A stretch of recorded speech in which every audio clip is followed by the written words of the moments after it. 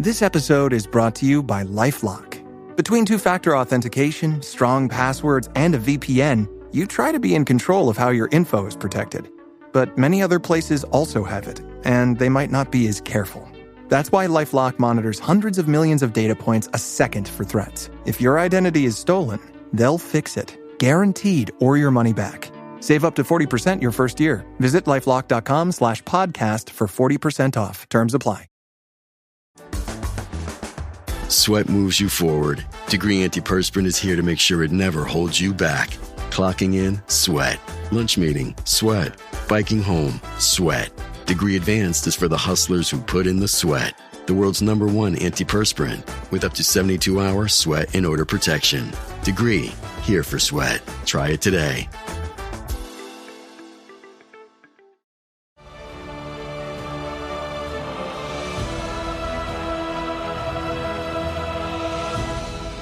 Hello and welcome to Season 2, Episode 8 of the 10th Divine Podcast.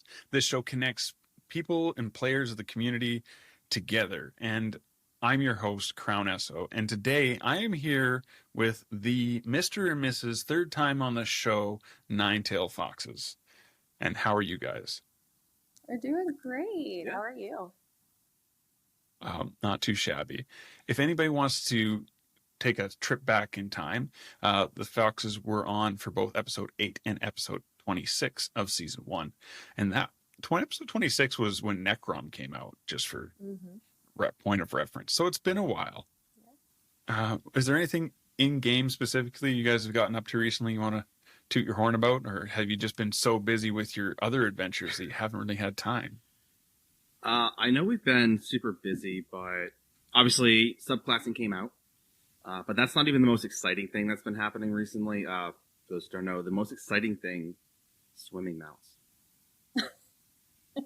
I now can swim on all my mounts and do anything, and I don't get dismounted on it. I know it's like the smallest, most insignificant thing ever. I absolutely am having the most fun just swimming around on a mount just because I can. Well, I haven't tried that yet because life, but we were just camping for like a week and a half, so I just finally got back to reality. But I can't imagine how much differently traveling through Murkmire is going to be. Mm-hmm. Barden fell too. Like, oh my god. He's literally been jumping in every puddle in Tamriel just to try it out. Like, yep. Just like a kid with new rubber boots. Yep, sound effects are amazing too, so he's just testing all the different mounts to see what they do in the water. It's been his whole focus. Cool. Do they give like unique animations? If there's a rock, the missus will find it. The animations are, they definitely had to be slightly unique for the different things, but I think what was coolest was probably the sound effects. So like the dwarven spider sounds like a little bit of a motorboat, which is kind of cool, like a little speedboat in the water. So I think that's been really fun. I know you were testing out the other day the stick mount. Yeah. Because that obviously had to have a special unique animation, and how does a broomstick swim? So the unique thing about the stick mount is it doesn't actually increase your mount speed or your movement speed or anything like that. It's never designed to do that. It's still your standard movement speed. So basically, you just throw it over your shoulder and swim with one arm like normal. That's still impressive, though. It's such a small detail, but I love that. That's awesome. Hey. I'm just blown away because I haven't had a chance to look at it. But is there anything, because you guys, your guild and everything started on Xbox console. So have you guys been like digging into the add-ons on that side, or have you guys been like, well, we have it on the PC side of things, or like how's it been going for you guys? So we actually started on PC. We were day one ESO players on PC when, it's been 5 years or so now that we started the actual like guilds, and we really dove into the community aspect of it. A little while after that, we had actually started our Xbox and our PlayStation guilds, and our Xbox guild is definitely, our Xbox guild by far has been our most active console. We have not dove into any of the add-ons yet, but we have been helping a lot of our Xbox friends through it and, helping them kind of troubleshoot and stuff, which I am so happy. I am so happy. Like I said, we dabble every so often on and pop onto Xbox, but like I was so excited to hear that for them. Like mini map alone, like that is it. If they just gave them a mini map add-on and ended there, I think that would have just like made me really excited. But I mean, the quality of life that Xbox and PlayStation, that was phenomenal. I haven't even touched add-ons. Like summer in our house always seems like it's not going to be busy, and then somehow we manage to fill it with so much stuff. I don't even have sports kids, so like the fact that we can be busy every weekend and not have sports in our lives, I don't understand how people do sports. Like I feel that. That seems scary. I got 4 kids. None of them are sports kids. I can't imagine. I said this was his first. He's only 5, right? So he got a bad luck on the weather this year. As again, if it wasn't a heat wave one week, it was torrential downpours, right back to a heat wave with high humidity. So we really got no time outside for anything. For better or for worse, because from like June through July, we were just absolutely loaded down with getting ready for like GCX and everything going on that side. So yeah, we had a little bit more indoor days, launch, but yeah. it was a crazy couple of months. So Nine, you mentioned the GCX event.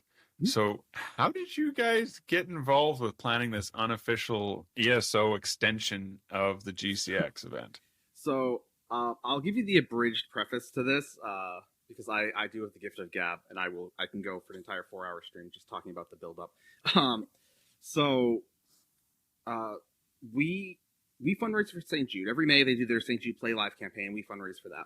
And so 3 years ago, I want to say, was my first GCX summit. They do a summit where they basically invite content creators to kind of tour the campus and learn more about it, kind of hype us up, and like us really excited and realize what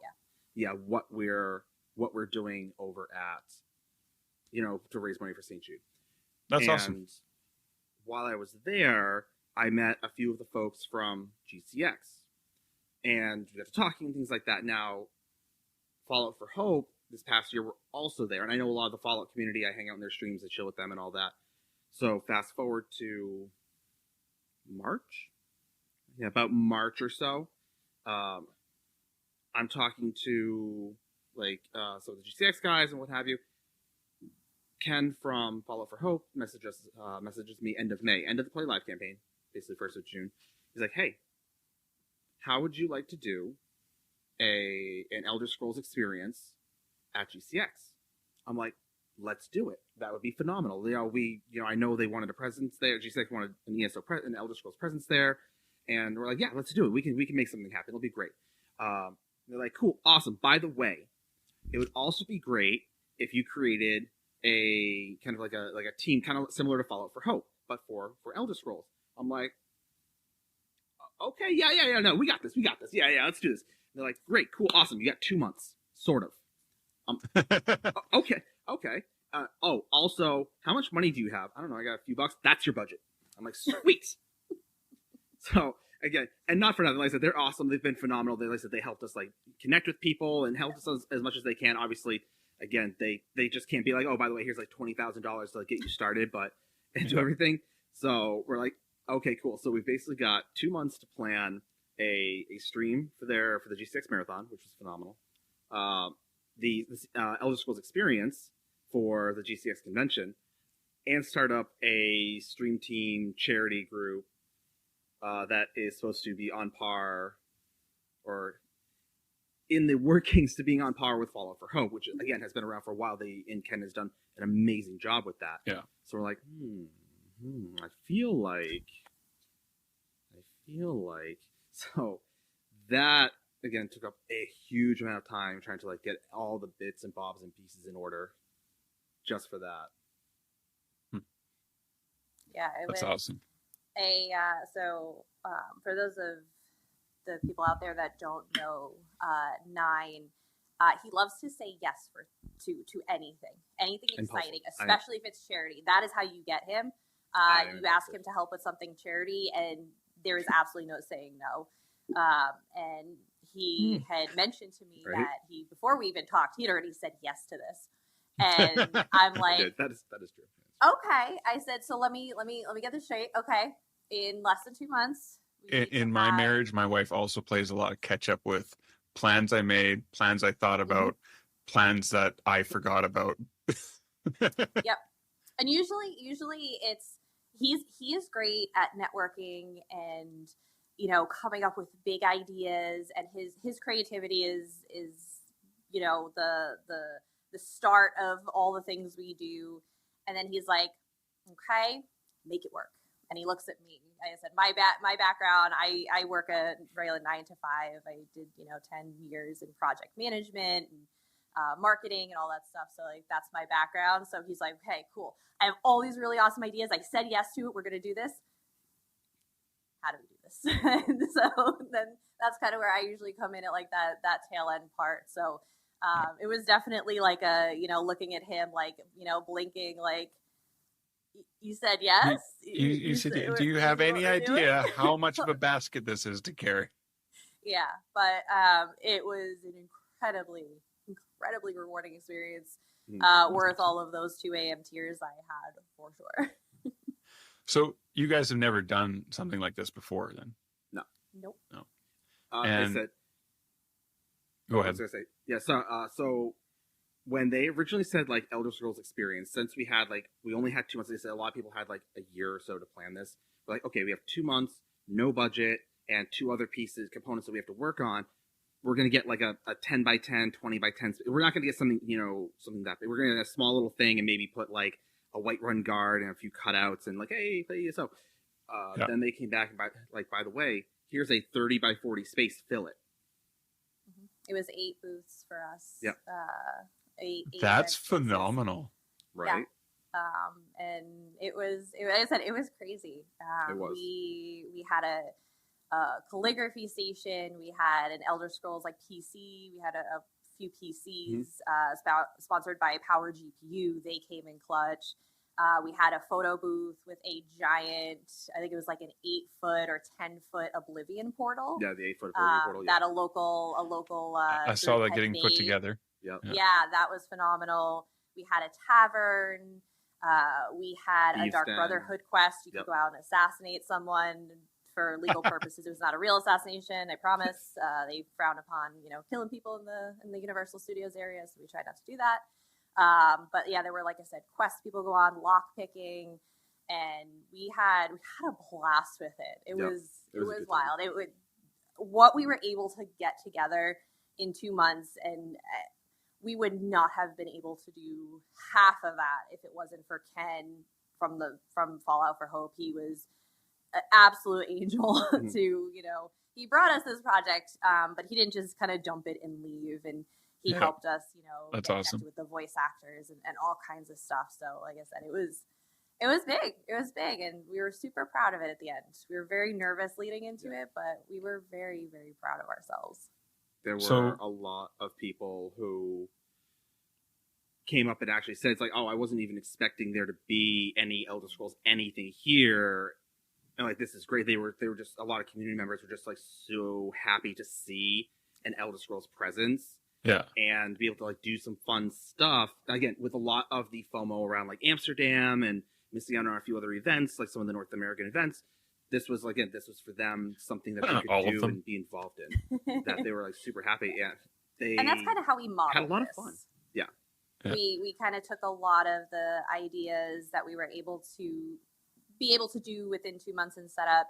We pulled as many ideas as we could from the Amsterdam event. We were very fortunate to be able to go there. And so like the calligraphy station they had there, that's kind of what we did there. We did the same thing with the Daedric writing. And, so we really tried to model a little bit of that. So, not only, again, was it an Elder Scrolls experience overall, but it was also something to maybe help people that, again, they hadn't gotten the chance to, go to any of the 10th anniversary events that did happen, outside the U.S., that, maybe this was a little bit of something to give them, a taste of what some of those events were. And, You know, so or it's you kind feel of included. be the Elder Scrolls presence, but maybe also a little bit of an ulterior motive to, you know, kind of bring a little bit of that 10th anniversary party as much as we could.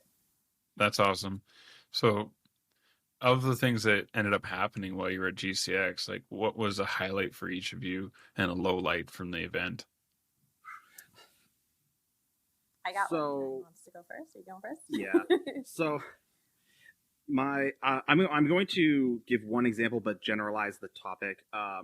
So my favorite thing about conventions as a whole is especially seeing like kids get into it, and I lied. I'm going to tell two quick ones. One is there was this dad who was with his son, and the son was like, "Oh, you don't want to take a picture? I want to like within our experience, along with other things, it was like, you know, I want to do all these different things. Want to do the calligraphy, want to do the lock page, like want to do all these different things, like use the prop weapons and pose and take pictures."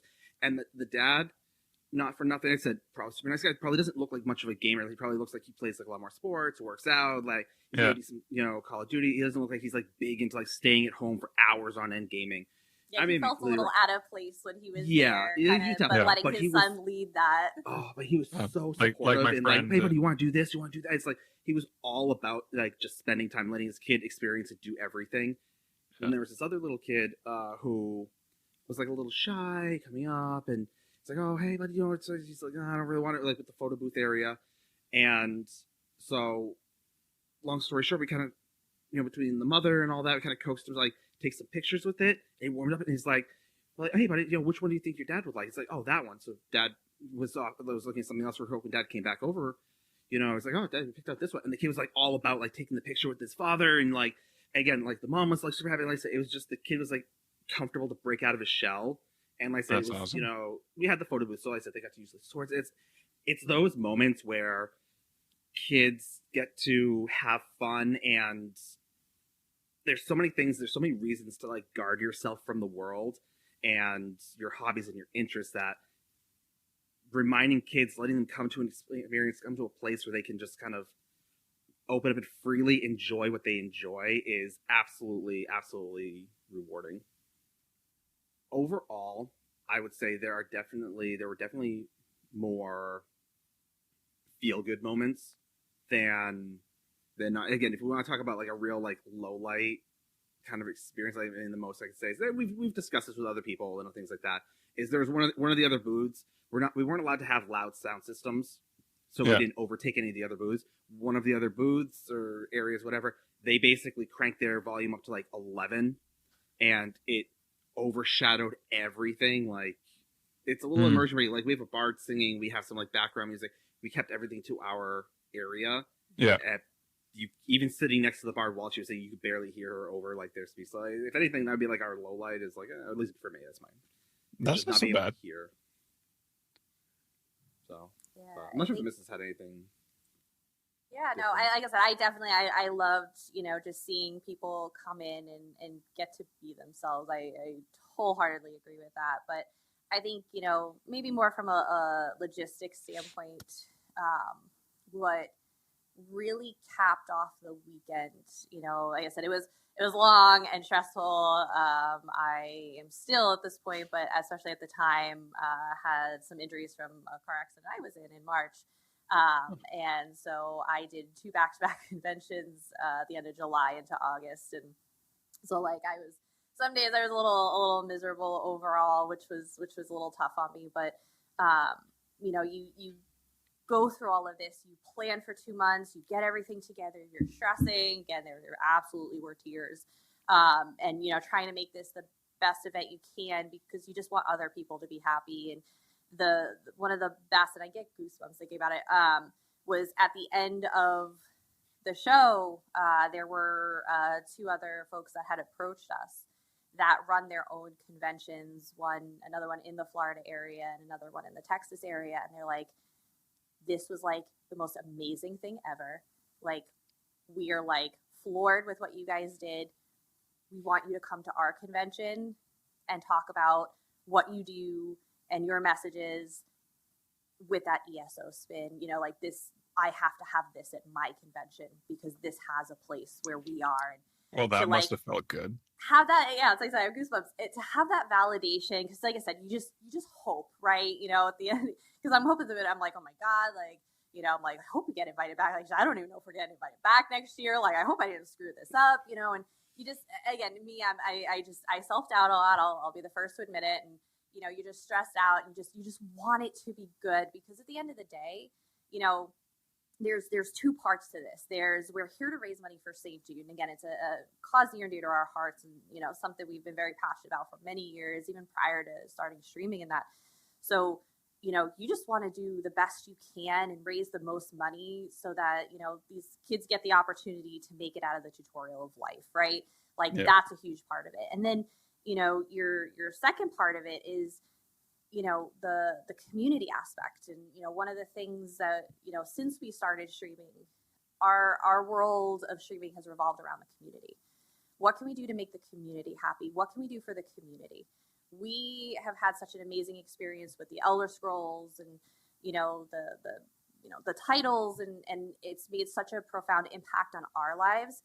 How can I pass that along to someone else? How can I give them something that has meant so much to me and gave me a place like I feel at home and where I feel comfortable and I can feel myself? How can I do that for someone else? And so that was the other part of this was, I want people to walk into this booth and be like, this was so cool. Like, I love this community. And I want them to walk away and maybe pick up an Elder Scrolls title again that maybe they haven't touched in a while. Maybe, re-download that game. Maybe pick it up for the first time. We had this adorable little 4-year-old girl, fully with her parents' permission. It is an M-rated game, but her parents were both there. She did not want to get off the PCs. Gone crazy, had brought her controller for anybody that needed it for accessibility, and we had hooked it up for her, and she was playing as a Khajiit, and she was feeling things better than I was. I was thoroughly impressed. And, she's going through, and then parents are like, come on, we gotta move on or whatever. And there's other things to do. She was so upset. She said they got back to the hotel that night, and she threw a fit. And she says, I want to play the tree lizard game, because on the computer next to her was an Argonian. And she didn't get the opportunity to do the Argonian. So that little girl made her parents come back to play so that she could also play the Argonian. So again, to see that, in somebody so young, to just, like I said, she has no idea what's going on, but she loved that game so much. So we actually gave her parents a game code, and I'm like, jump into ESO, even if it's just to let her run around and, kill wolves in Betnik. So and the first 2 years of my daughter playing, all she did was run away from everything that was trying to hurt her. To be fair, I did that 10 years ago too. I'll fully admit that. I was a grown adult, so So, funnily enough, actually, so this episode 7 was actually interviews with my kids, the 3 that play the game. So a little bit more of a steadfast, a little bit quicker interviews, but just 3 little mini interviews put together for the 3 that play the game. So I love that all this stuff about kids is getting brought up, because it fits perfectly with the episode I just finished doing. So. That's amazing. Yeah. And so that's what I said. It's, it's again, that community aspect of, helping people find their place in this world. Because sometimes they're like, okay, I like video games, but I don't know if I fit in anywhere yet. And, to have some people walk away and be like, nope, I feel good here. That was a huge thing. So to kind of know that in both capacities, we just totally killed it. We really communicated that. We were successful at that. So much so that, again, that validation from, 2 other, big cons in the areas, down south. That's fantastic. Like, we want you guys. I'm so proud for you guys, because that would just be the most humbling thing ever for doing an event thing and being like, hey, we want you here. That's great. Yeah. So from this expedited 2 months-ish process, what are some lessons that you guys kind of picked up on along the way that will make future events much simpler? Nine's not in charge of making decisions. Earlier planning is probably going to solve like 80% of our issues. I have, because we were working with, Gina over at ZOS to kind of like talk about the event and to see if, in the future there's any potential interest of, the studio getting more involved. Regardless, we're on a mission to just keep doing this as long as we are capable of doing it. But like I said, we're seeing what opportunities there are to maybe have a bigger involvement from the brand. And there I told her I kind of give like a little bit of a post event summary, and I know the GCX folks, same thing for them. I don't think either of them are ready because I'm currently at 17 pages of notes and I'm not done. So nice. Like I said, nine and I, we just sat and debriefed, and we were like, okay, let's go through every last single thing that happened that went. I want to write down all of the bad stuff, all of the things that went wrong. I don't care what it was. If it went wrong, it went wrong. Yeah. And then to talk about the things that worked, like, hey, this worked, this worked, this worked. And to kind of put together, now a year out, put together a plan for what this could look like next year. So we're actually planning next year's event. We don't know what the space is. We don't know any of that stuff, but, starting to reach out to contacts. And so, for us, there was a million things we learned. I think time is a big part of it. And, getting the community involved a little sooner. Again, this is all going to be run through community donations, much like kind of Fallout for Hope and a lot of their experiences were. It's a community, based event that the community supports. So again, having the time to do that, I think, is going to completely change what we do and how we do things next year, right? There were a lot of kind of, we're going to figure out how to hang this banner up with, 2 paper clips and a roll of duct tape because that's all we got right now, it's kind of properly planned. So, I mean, so there probably wasn't anything specific, to mention, but like I said, I have literally 17 pages of notes that's how fantastic. We can do things better logistically. And I think one of our big focuses, the event was amazing.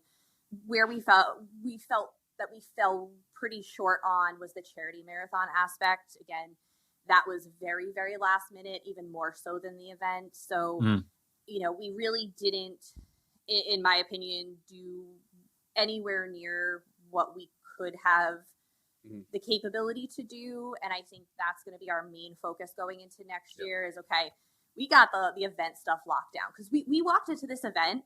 We have never been to GCX before. We have personally, for this in this capacity, never done any sort of event like this. I've done trade shows for work, and that is very different than doing an event here. I'm not really designing quests to to do what I do at work. So there was so much that went into it, but we walked in blind, absolutely blind. Which to her point is probably in my opinion, would be the single biggest takeaway of the overarching theme of this whole thing. Like I said, we have never done the marathon. Now that we know how it runs, next year we'll have a better idea of how, if they want to do marathon next year, like I said, we'll have a better idea of like, okay, cool, here's the timeline we need, here's where we need to set up. The event, we had no idea what the space looked like, what assets we had, until we got there. And by that point, we are basically like nails are almost fully, in the board. Like there's really no switching anything. So I think, again, now having gone there and seen everything, because again, their goal is to use the sound studios moving forward. We know what the space looks like. We know where we're working, and we have a better idea of what assets. I think, again, having that knowledge outside our first year is going to be, monumental to for the last 20 years, I've been an industrial scaffolder. And a lot of scaffolding that we do industrially is cut and paste, because there's not one of these things that needs to be built for. There's 4 of them, or there's 6 of them. And it's amazing how different number 4 or number 6 is compared to number 1, as you catch along the way. Well, this would work better if I had this, and this, or these little things. And it's definitely, I like how enthusiastic you guys are about, we know exactly where we need to improve. This is here, and here, and we're going to work on that. And I love that. I love the energy of it. And hopefully next year I'll be able to come down to GCX and it'll be something I can actually participate in. This year has been a weird year for our household. So it's been like the thing I mentioned with my finger earlier, pre-show, that's like the bottom of the totem pole for weirdness in our life this year. So like, you know, next year maybe that'll be something, because I am also a charity person. For anybody who doesn't know, I run the Elder Heroes Extra Life teams, social media and Discord and all that fun stuff. And alongside Lotus of Doom, we're on like 5 years of this now for us, and it's been a fun time, and it's always fun to see how it grows and changes and shifts from year to year. Even though the core group of us that have been doing this for 5 years hasn't changed, it's been a completely different experience every year, and that's one of the more fun things about doing charitable stuff. Yeah, as I said, we've been doing stuff with St. Jude for, I think we started, that was like our first thing we did when we started streaming. We're like, oh my God, we want to do St. Jude stuff. So we've been doing that for 5 years too. And it's, your journey with it evolves, right? You start out in one place with it, and you're just, raising your first $100, and it's really cool. And then before you know it, you're doing 30 by 40 event getting spaces. Tattoos. Getting tattoos. Yeah. So it's amazing to see what, journeys people take in, their charity aspects. And, it's always been a core foundation of who we've been as people our whole lives. And to have the opportunity to, get to be more influential and get more people on board to make a bigger impact has just been unbelievable. And we have been very, very fortunate to be able to drive some of that. Sweet. So are there any particular groups or people you guys want to throw some shout outs for, some thank yous for, from participating in the GCX event and the stuff that went on there? Yeah. So of course, none of this would have went anywhere without Ken from Fallout for Hope. Absolutely incredible individual. He actually just announced that he came on board in official capacity to the GCX team. And nice. I'm so excited for that. Mm-hmm. So like I said, definitely shout out to Ken for being the backbone for us. And of course, Gone Crazy Back Soon, who was our right-hand woman down there on the ground in the area when I was panic sending her Amazon boxes the day before the event because I was still ordering things. And, the Elder Scrolls community, the Lore Seekers community, the Fox Den community that volunteered very last minute to come and run these event spaces with us. Just all the incredible people that, like I said, just came and experienced and signed up for the calligraphy workshops and checked out our leather worker and, played a little ESO, because at the end of the day, you're nothing without the community, right? If no one shows up to your experience and experiences it, you can't make an impact. So, a huge shout out to the community that was super excited and involved and had a little fun, assassinating people of the Dark Brotherhood. I would love to give a huge shout out to our tech guy who got our internet up and running. He was very important for an online game. If I may indulge an anecdote. So we got these computers, right? And fresh out the box, which, by the way, I'm no longer allowed to pack computers back into boxes. So says Gina and Hells. But I may or may not have broken a few of the styrofoam frames. Anyway, but everyone in the GCX gets 15 megabytes, right? So we had to download ESO 4 times on 4 computers simultaneously. From 15 megabytes. You know how big it is. Our tech friend, because we didn't get them the day before. We got them like day of. We got them at 3 p.m. the night before, and we were only allowed to be in there till 6. So we had 3 hours, but we didn't get any peripherals until the morning of the first day. Yep. So 1 hour before that people were coming in for the first time, we got enough to actually be able to go on the computer. and our tech friend spent almost 4 hours, if not more, like rerouting bandwidths just so, from the 4 computers individually, so that they could get like a gig each. And so that they could actually download the game faster. And like I said, absolutely. So before noon on day 1, we finally had all 4 computers up and running. Because we were streaming off one of them. So it was absolutely amazing lifesaver on that end. Yeah. That is fantastic, yeah. Well, on behalf of the community, thank you guys for putting together this unofficial event, because that's fantastic. Amongst all of this, the Guild of Giving, as part of this charitable branch and this aspect. So you kind of mentioned it was in the Fallout for Hope guys were like, hey, can you do a Elder Scrolls version of us? So it was kind of their idea. So how did this become a thing? Who's all involved? What's the plans for that little project? So again, to tell stories because I can. Love it. So GCX was our side gig, if you will, right? So GCX is the Elder Scrolls experience hosted by SideQuest. That's, SideQuest is our event side, right? And then we have the Adventurers Guild of Giving. And it consists of myself and the Misses. We've got Zero Period Productions. We've got Gun Crazy Back Soon, Lords of Doom, and just headline Hell's Gaming. And as I said, they're kind of like the people who've come in to kind of like help us start getting the ball rolling as our officers, because we want it to be more than just St. Jude. Like we can head St. Jude just fine. We know the ins and outs. We've been doing it for years. You've got Lotus and Gun Crazy, who are Extra Life, and Zero Period Productions George, who does Voice of Palooza. So for the Alzheimer's Foundation. And so when we did this, we're like, okay, if we're going to do this, we're going to do it. Most of this is the Missus. The Missus is telling me this. She's like, we're going to do it right. And we're going to format it correctly. We're going to have everything out the gate. And we'll leave room for additions as we go. But we want 90% of what needs to be there. And not just like, oh, we forgot this. Let's put that in. Let's soup to sandwich, put everything in there right now. And so she worked tirelessly on getting that Discord up and running. And what we want to do with this is down the road, hopefully turn it into a 501, like an official charity organization.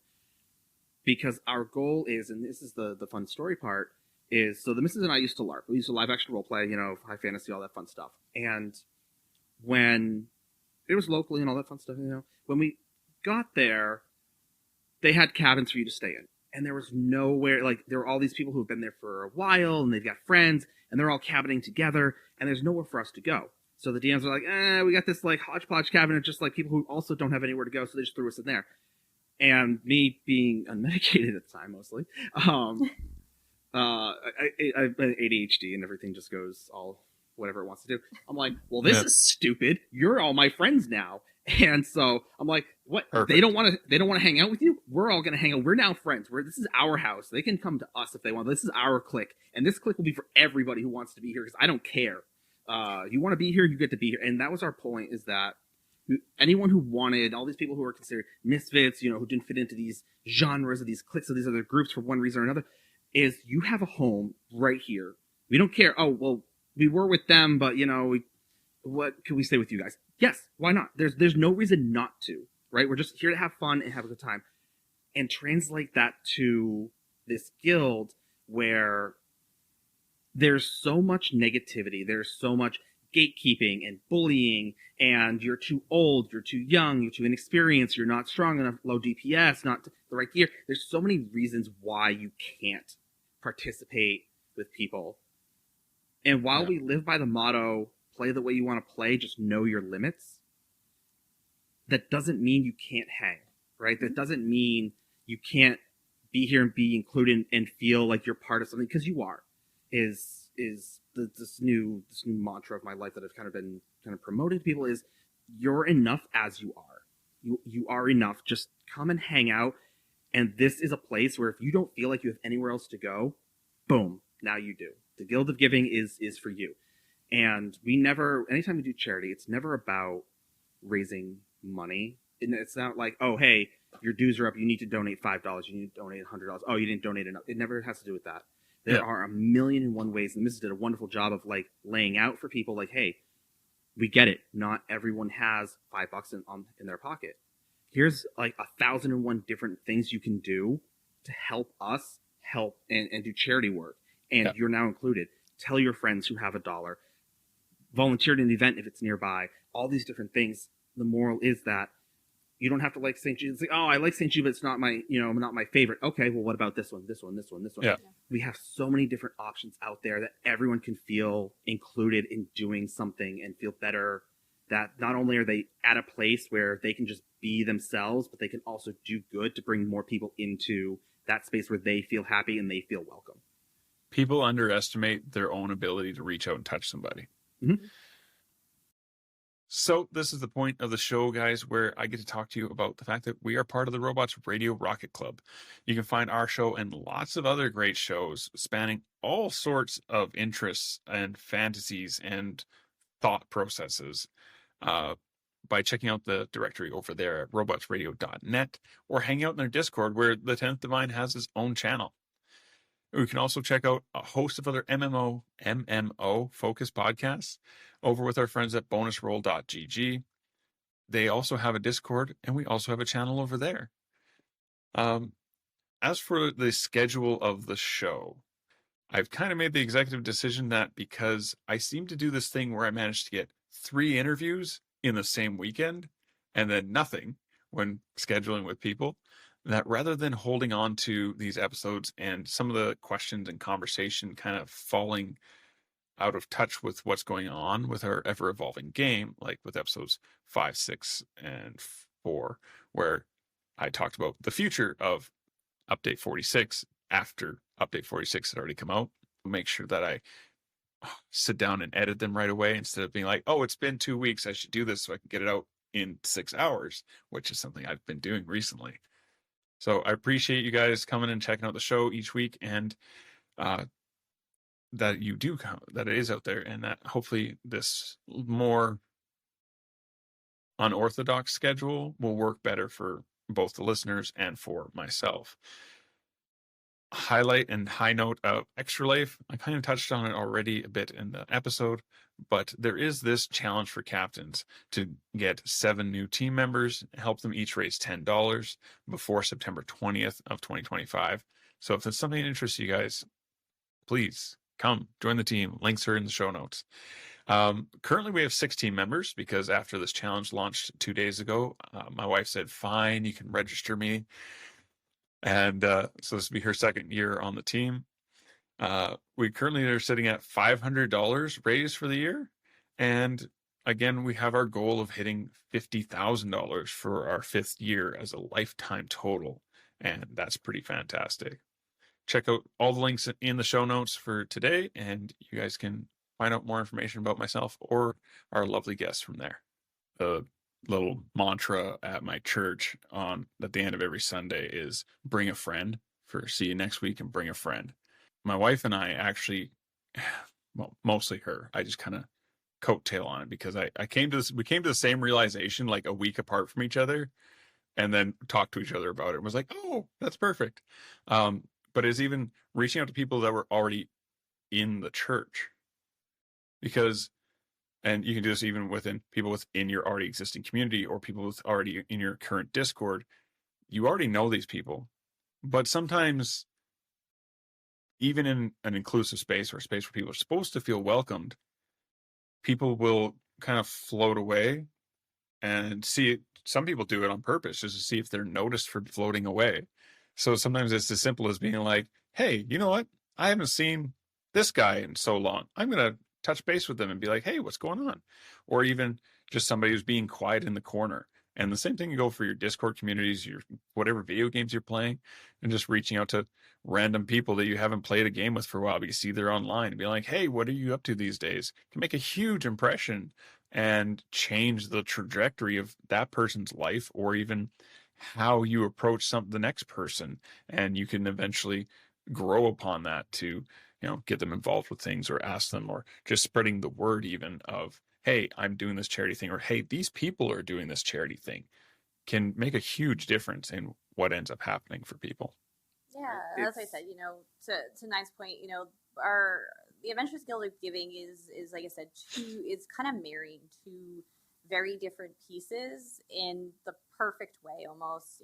There's the gaming community is massive, and so the goal is to kind of unite this massive gaming community, shared experiences in video games, tabletop RPGs, we do a lot of that, fandoms. They're such powerful tools for creating these strong bonds and giving people a sense of belonging. And so our mission is to kind of leverage that and use that, and again, starting with the Elder Scrolls community, not just the ESO community, the Elder Scrolls community, and being a haven where gamers can connect and support one another, and find solace in helping combat feelings of isolation, improving mental health, right? That's a big challenge these days for a lot of people, again, not feeling like they're being seen, not feeling like they have that place. And so we want to bring these fandoms to conventions and events, ideally, across the United States, across the world one day, maybe, and create these positive, inclusive environments where people feel valued, they feel understood, and they feel part of a larger family. And we can do that online a little easier, but I want people to be able to go to a convention and feel like, okay, this is a big step for me. I want to get out there, I want to do something, but I know I can go, and my home, my Elder Scrolls is there. I know that community's got me. Yeah. And it hopefully helps them kind of branch out. So that's kind of the core aspect of, what we talked about with side quests, and, having these side quests across, across the globe of, hey, we have this little side quest mission to go to GCX, and we're going to get together, we're going to be awesome, and then we're going to do something good. And so, leveraging that collective passion, for the Elder Scrolls, and channel that into something else, something we can all be together besides just the fandom. We can be the Elder Scrolls guys that also kick butt and raise money for charity. So we want to kind of rally, 100%. The members of that, and, channel that enthusiasm and generosity into raising funds for these causes. And like I said, we, kind of have those three pillars that we mentioned, those three major causes. Definitely not shutting the box on anybody else, but those are the three we really want to stand on, that the group that's coming together to start this, those are the major cores of us, so we've kind of founding that around these three. But, show the world that the gaming community is not just people playing games, and it's people making a difference. And, we're adventurers, and the greatest quest you have is to give back, in our opinion. So that's kind of what we are in a nutshell, is, again, bringing that community together in a new way, in a new space, open up that world again, get people out there IRL, let people play Elder Scrolls in real life, and let's do some good while doing it. So that's kind of where we're at. And that's fantastic. And I love the grandeur of the long-term goals. I love that. You need something to reach for, right? Yeah. If you're not reaching for anything, then you're not going to get anywhere, right? Yeah. And so I really do appreciate that. On the notion of giving things back, I think it was last year's Extra Life shirts, the slogan had something to do with giving back, and they moved our main picture off the front of the shirts to the back of the shirts. Like this, like, they didn't really tell anybody about it, but that was like this undertone pun to the change of the shirts. And give back, and your advertisement's on your back now instead of being on the front of the shirts like it has been in previous years. Now we just get the little logo. Looks pretty corporate, kind of. But I do like this year's color. This is this year's shirt. I love the colors. Yeah. So I really do think that's awesome, and I'm glad to hear that Gone Crazy has gotten involved in something else, because I love hearing every so often her little tangents of, before I got into podcasting, I didn't have time for anything. Now I have 2 podcasts and I'm doing all this charity stuff. What happened? Yep. There's always room for something else. You always find a way. Right. That's quite fun. So how do people get involved with the Guild of Giving and your future endeavors that you guys want to be doing? So we have the Discord. They can join our Discord. This has the link in our announcements. You can join from our Fox Den Discord, and that will bring you right to the event. Out there right now. The socials are out there right now. Socials. We're again in the very infancy of kind of setting up. That's the next mission. Once we kind of close the door on this year's event. The goal is to stand up a website and seeing if we can't find someone in the community to give us a little hand with that, and kind of be a little bit more of an official online presence for people. But yeah, for now, like I said, we have the Discord, and we have, I believe we have Twitter, we have Blue Sky, we have Instagram. Those are kind of the three big ones we're on. Hopefully we can find somebody to join the team. It helps a little bit with social media, but socials are probably going to be the best place for people that want to see what's going on. I can attest, social medias for charity groups are not an easy task. It is not. It is a full-time job. Like I said, I'm a marketing manager, and social media falls under my responsibilities and working with the teams that do it. And it is a full-time job. I don't think people realize that. So cheers to all the social media managers out there, because it is not an easy job. No, and but it is fun. We have a number of people who, like, we have Katie, we have Lotus, we have George. Again, they all spearhead kind of their own thing, but whoever's helping, it doesn't matter, because we don't have a single charity to focus on. Anyone can come in. It's like, okay, cool. Like, I'm going to do this just because it eventually helps this one I do like. Great. That's, again, bringing people together you could do anything, you can be anyone and give back in your own way. It doesn't mean you have to like focus on whatever we happen to be focusing on, right? Which, again, it gives people a point of reference for networking and connecting with other people that are doing the same kind of work. Yep, absolutely. Yeah. And it's about, also supporting other people in the space and not like trying to take over or to like absorb them and things like that. And, our goal is like, Elder Heroes is the ESO or the Elder Scrolls Extra Life team, right? And so, our goal, like talking with Katie a little bit more about that, is, how can we support your team, right? Like, how can we, as a, fellow, charity, do-gooders of the Elder Scrolls community, like, what can we do to support Extra Life? What can we just do to support Elder Heroes? Can we, be a sounding board of, hey, I'm going to share these posts. I'm going to promote your link. We actually have the Elder Heroes link in our Discord right now. Like, and, it's this huge part is just working together and, how can we help other people? It's, I think the biggest challenge that people come through is, they're like, oh, I want to be the authority in this space. I'm the big guy. And I want to, everybody should come to me and go through me. And it's just like, no, like how can we help each other? Because at the end of the day, that's what it's about, right? It is, hey, maybe I have some really good influence in this space and you have good influence in that space. How can we take that and how can I help you? And how can we do better? Because at the end of the day, it's about supporting those charities. It's about supporting the community and, how do we support each other in that? So I can, funnily enough, I do have a way for everyone to help. I was going to mention the mid-break, but this is a great segue. Right now, I mentioned in episode 7 too, but that's weird because I'm still recording episode 7. Currently there's a challenge on for Extra Life team captains and co-captains to get 7 new team members before the 20th of September. And each of those people raise $10. Extra Life will donate to each of those people $7. And their team captain will earn $100 for their hospital they're raising funds for. And that is something that is actually happening on right now. So if anybody is interested in helping out the Elder Heroes and our Extra Life stuff, that would be fantastic. We need some more bolstering of our numbers. And this helps with one of our goals that we set out at the start of the year and makes it easier for us to hit our total goal for the year. If we raise about the same amount of money we raised last year, we will actually hit $50,000 in the 5 years we've been a team. That's amazing. I love that. So well, congratulations. That is a thing that's going on right now. And it's a way that any one of you listening right now could be helping. Yeah. Well, like I said, let us know how we can support that and how we can.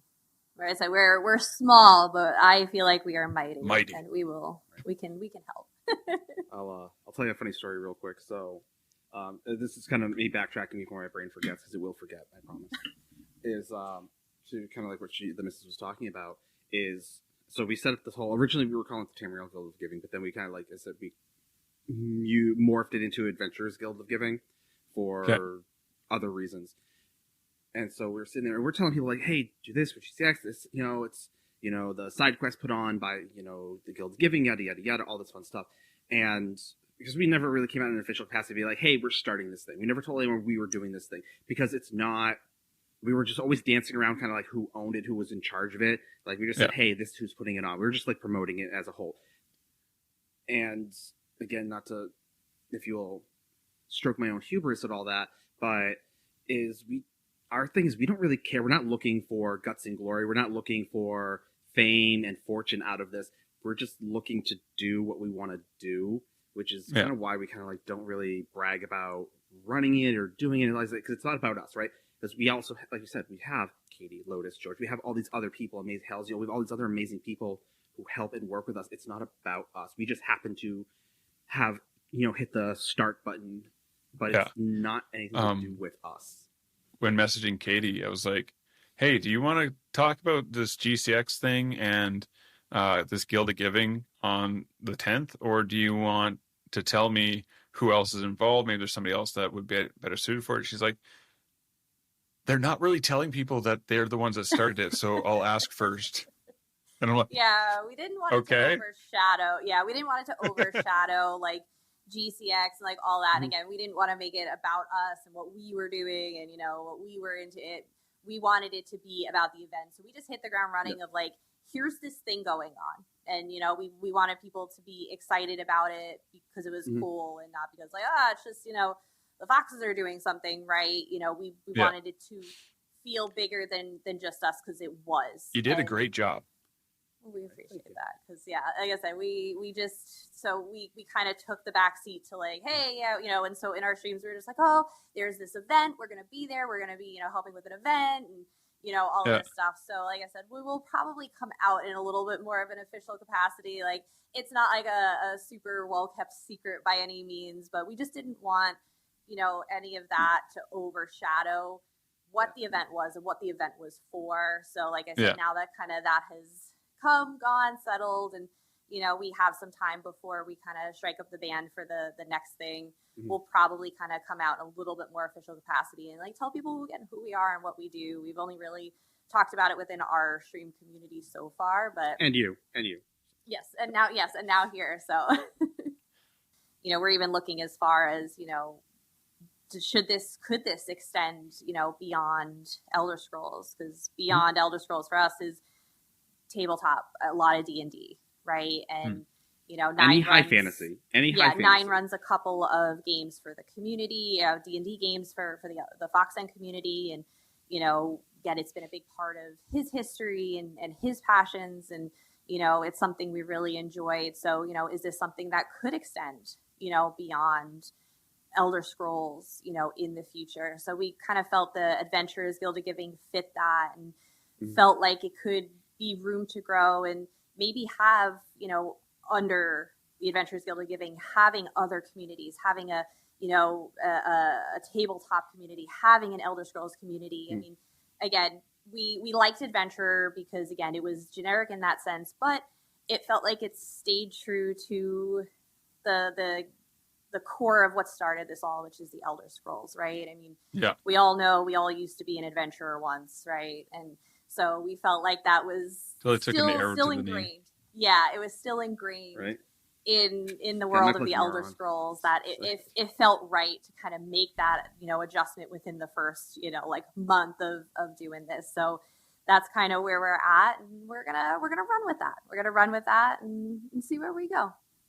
Fun fact, for those who don't know, the arrow to the knee is a euphemism for similar to ball and chain. It's, for proposing. Mm-hmm. No, it is because you take a knee when you propose. So you take an arrow to the knee, you're proposing, and like I said, it's basically no longer adventuring because you told me that I wasn't allowed to deploy anymore. Good save. Good save. I appreciate the stretch in that logic. I really do. No, it really is. You can look it up. Look it up. Yeah, you can look up what is arrow. I'll take your word for it. I believe you. I like this. Like how you tied it into your personal experience and everything to really solidify it. That's I'm awesome. good at that. I do the same thing with dad jokes. I just like work them into my conversation. It's great. Yeah, that's perfect. All right. I think this is fantastic, guys. So I think we should move on to the for funsies questions, which, as I mentioned in the pre-show, are a little bit different. I'm not AD, so I don't ask that question anymore. Yes. So I'm pretty sure I kind of know the answer to this similar question to start us off, though. Which faction is the bottom of the three for you guys? 80. I can justify it. I've got a whole tangent to justify it, like, if that helps. No, like... we are not going into his tangent. We will be here all night. Oh, that's so good, though. I'm pretty sure you brought it up when the question was, why is AD the best faction? Right. I believe your answer was, it's not. Mm-hmm. Very sternly, actually. Yes. He's very passionate about this one in Queen Iran. We just don't go there anymore. So, Read the books. which quest line or story has been your least favorite for you guys? Okay, unpopular opinion, cats. The litter box that is elsewhere. Oh, I couldn't do it. I had a rough time with that one. The litter box that is elsewhere. It's Wow. a giant litter box. There's a lot of sand and a lot of cats. Let's be honest now. That is fantastic. I can't wait for never to hear that. Right? No. Now you're going to think about that every time you're in elsewhere. Yeah. Is this a rock or... What am I digging up? Treasures? Ooh. Right? Well, someone's treasure for sure. How about yourself, Nine? That's a great question. You asked that, and obviously my brain is spinning through 100 different things. Least favorite? I'm not a fan of Rothgar. I think Rothgar has, but I like the quest line in Rothgar. I think it fits them very nicely. So I can't You even just don't say like that. the area. I hate Rothgar as an area. That would be a zone you would earn the falling fear thing for sure. Fear of Mhm. cold. Fear of cold. I'll say this. So have you played Solstice yet? No. Okay. So part of the quest line in Solstice bothers me. And so I'll use this one. It's more the prologue. I think it's more technically the prologue. And Okay. it bothers me on a more personal level because you have Princess Za, who watched, if you will, his spoiler for anyone who's out there, just let you know right now, who in the prologue watched his mentor get struck down. And Princess Za, for the rest of the prologue, is just, woe is me, life is terrible, woe is me, I can't go on. And it's just like, bro. And the reason he basically just like stops existing, right? He basically just stops doing anything that he needs to do. And what bothers me about that is, for those who don't know, I did 14 years in the service, right? I did 2 tours overseas. I've lost friends overseas while I was there. And as a medic, I can't stop my job just because I'm sad. I'm not invalidating, I'm not dismissing that feeling whatsoever. But it's a personal thing. It was a personal one for me because, again, I've gone through something similar, and like it bothered me. It's like, you have to go on. There's like people that I was telling her while we were watching. It's like there's people, you're in charge of people. You need to direct them. You need to stop this. Like this just you don't get to just stop when there's stuff to do. And that personally just was like, Irks you. Like He was, you know what I he mean? was I'm ranting like, about that You one wish for a there while. you could write your own dialogue options to give them a little slap across the face and like, wait. well, that was one of the dialogue options. It was. Oh, You really? tell them to basically suck it up. There's things to do. Well, And obviously I they chose have that the one. options now, Yes, where yes, you yes. can The new have ones, more freedom, over that. Yep. So, Yeah. like I said, they definitely had some good ones, and that's what I said. That cool. was I was supposed to do that between episodes 6 and 5, but I didn't. So I should we won't try to spoil actually anything else play now. games. Right. Sounds great though. It was, like I said, it was great. And like I said, don't get me wrong, I am in no way, shape, or form dismissing those feelings for people. I'm not saying you're not allowed to. I'm not saying you can't. Yeah. Like But there's right? a time and a place to feel your Yes. feelings, and that's Yes. not the time. Right. Yeah. Not when the world of Nern is ending and Yeah. there's, a worm cult. Yeah. coming back. Not setting himself up as a great leader. Yeah. Yeah. Right. It's like, I'm gonna pick her over there. You get to lead now. So, if you could bring an ideology or belief system from the in-game universe to Earth, what one would that be? So I love the Argonians, and they're just like super chill nature. They've been around since like the Lil Moth, and everything like that. And I forget the avian race that basically became harpies, but the Argonians have just been around, and no matter what happens, like just like their mentality on everything is just like, okay, bro, just go. Oh, we're gonna kill. Just go, because at the drop of a hat, as soon as you slight the Argonians, whether it be one or the entire tribe, that's it. You're done. You're done. And I love that about them, and just like how they're just like sleeper cells. And like I said, just He's how not they answering your question at all, but that's his that's tangent. an ideology. No, That's an no, ideology. just the ideology and the belief of Argonians with their general, we ourselves and we the people are something that holds a value, but we don't need to value or validate the passing of time or the things that happen because of it. Yeah, They just chill. yeah. How about yourself, Mrs.?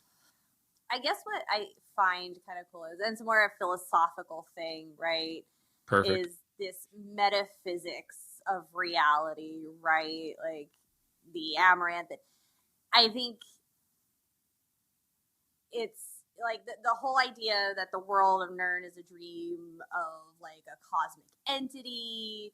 You have your gods, the Aedra and the Daedra, and that they're aspects of this dream. Like I went down this rabbit hole of Written in Uncertainty is one heck of a rabbit hole and digs into a lot of that. Yep. So it's like those like thoughts driving home. I got 30 minutes to drive home. Like, now what's going through my head there. But so, the concept of being reality, the concept of reality being like a dream, like it is in some, actual real life ideologies, like it's a thing.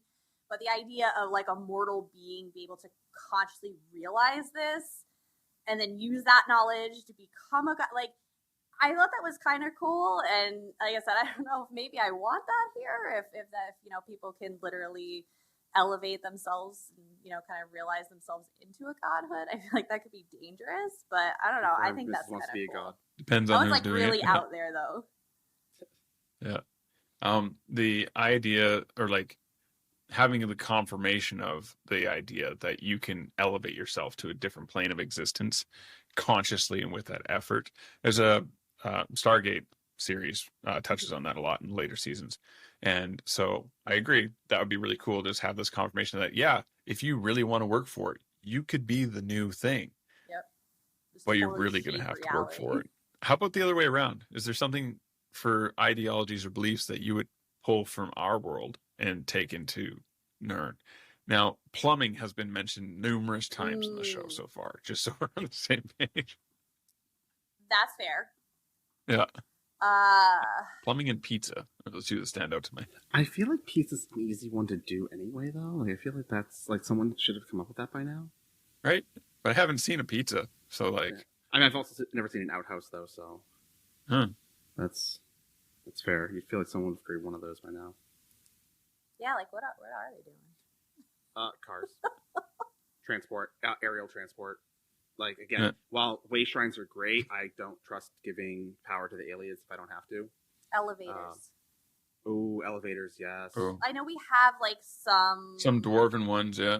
Yeah, but, like, a proper elevator, because we have we have a Plinko board. Yeah, we do. In one of our homes. It's a giant Plinko board, and it is, like, 20 staircases high, and going up that is intense sometimes. Like, That's fantastic. There's a lot of stairs, right? Like going up like the Vex Temple. Like, let me just hit the elevator. Like, I don't have time to climb all those stairs in this armor. I'm a tank. This isn't a thing. Like, I want some more proper elevator systems, like to be widespread. I want to change my answer. Guardrails. Nothing has a guardrail. You know how many times I go to the edge of something and be like, "Oh, what's so good?" I just fall off the map. I'm so like, what we're saying is OSHA. We like OSHA. That's OSHA. Yes, OSHA regulations. Yeah. So it'd be like Tashosha, because it'd be like Tamriel's organized health. Tosha. Yeah. Health and safety at Tashosha. We need a health and safety in Elder Scrolls because we don't have that. You would think with how many times the Empire has risen and brought everybody under one banner, they'd at least put up some walls or some guardrails along the walls. Yeah. Yep, I fall off of keeps a lot. It's not safe. So for each of you, what is your guys' go-to race? Bretons. I'm a boring human. I really like my boring human races. Nords, Bretons, Imperials, but I have a lot of Bretons. Nice. I've been making a lot of Bretons for no particular reason. Wink, wink, no judge. But no. I usually go with Argonians. I'm also an Argonian main. Always have been for every episode series. On the one episode there, on the 6th episode, I had the Bunny Nader. He is also primarily a Breton player, and I was like, talking to him, I'm like, I don't think I've ever actually played a Breton in any of the games. I tend to steer away from the Manish races. What is your guys' favorite type of vacation? Vacation? Yeah. Like in-game?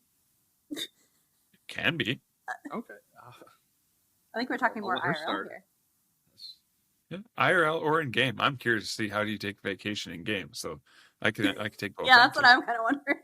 Well, I mean, okay, so, all right, so how about this? All right, so in I got you.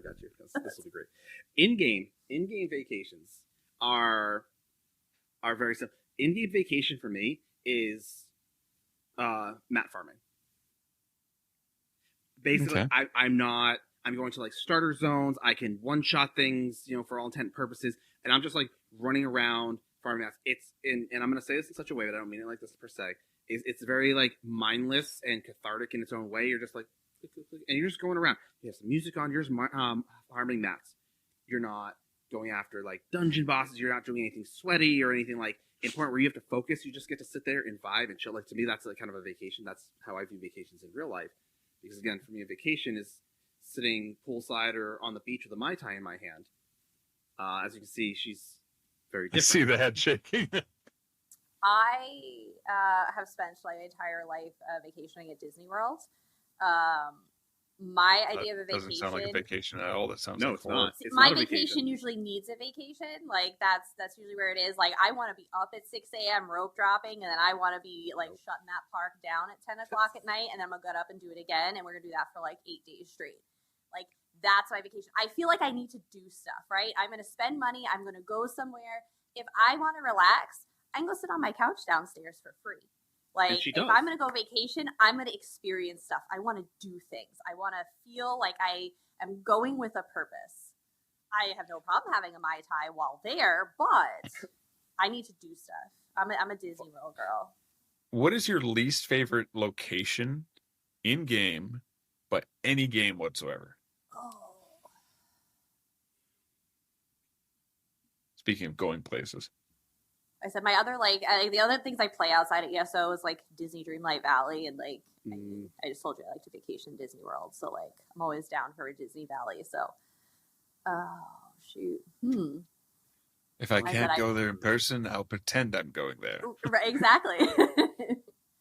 I'd probably have to bring it back to Elder Scrolls ESO, Vardenfell. It is literally the worst place ever. You cannot convince me that doing Ritz in Vivek City is the best place to do it. Absolutely not. So many people do it there, and I don't know why. Unless I'm in there doing something, I don't care. All day. So the reason people have told us that they do it in there, in Vardenfell, because like I said, I'm 50-50. It's either Hrothgar, because Hrothgar is just as bad as Vardenfell, because there's the terrain is so uneven, it's so easy to just fall off a cliff and die. Plus, there's snow everywhere, and I hate snow. Don't come visit me. Right. So Vardenfell. So what they've said is like, oh, Vardenfell is great because you get off the Way Shrine, horse trainer's right there, and then you run in a circle and do all your writs. I'm like, yeah, but you're in Vardenfell. It's ugly. Like, it's always under construction. It's like New Jersey. It's just always perpetually under construction. There's no like at no point in time is it just ever going to be complete. No. It's basically we should college just bump kids. the time slider for Vivek City a little bit, make it look like something's happening. Yeah. Right. Some of my characters, there's still a giant meteor overhead. Like, I know. Right? It's supposed to be the sun. Vardenfell's for college kids. Alinor is for adults. My last for funsies question though. Mm-hmm. What do you guys have as your favorite retro console? Nintendo 64. Nice choice. Like how Mrs. was like, this one right now. I love Zelda Ocarina of Time and Mario Kart. Like, those are my two favorite things in this universe. So Nintendo if you need some time gauging, anything older than a PS3 is retro at this point. Oh, that makes me really sad. So the only system I had two gaming devices growing up. When I was really young, I had the gray brick Game Boy, right? Green screen, all that. I still have that. So they have a Lego one coming out. Oh, do they? Oh, that's fun. It's a replica and it even plays cartridges. That's hysterical. I need to take mine apart and pull some stones out of it. Long story. But other than that, the only system I ever had was a PlayStation 2 growing up. My parents were never big into like getting us into like gaming and things like that. They'd always say, go play outside. Like, with who? I don't care. I'm like, good, cool. This is my sad, soppy story. So I don't actually have, or I've never really used old systems. So I'm going to have to default to like my gray brick Game Boy that I got from like my grandmother when I was like 8.